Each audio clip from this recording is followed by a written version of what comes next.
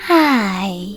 In front of me is POCO C50 and today I would like to show you how you can switch on or off automatic screen rotation on this POCO.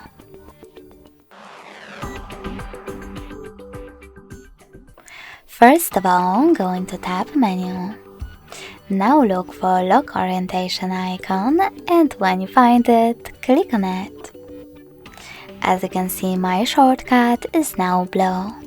That means that auto rotation is disabled, but you can always enable it by tapping on the same icon again.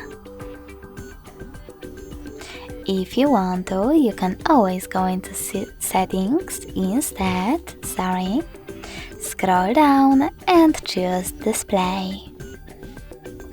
Now scroll down again and tap on this switcher next to auto rotate screen to switch it off or on.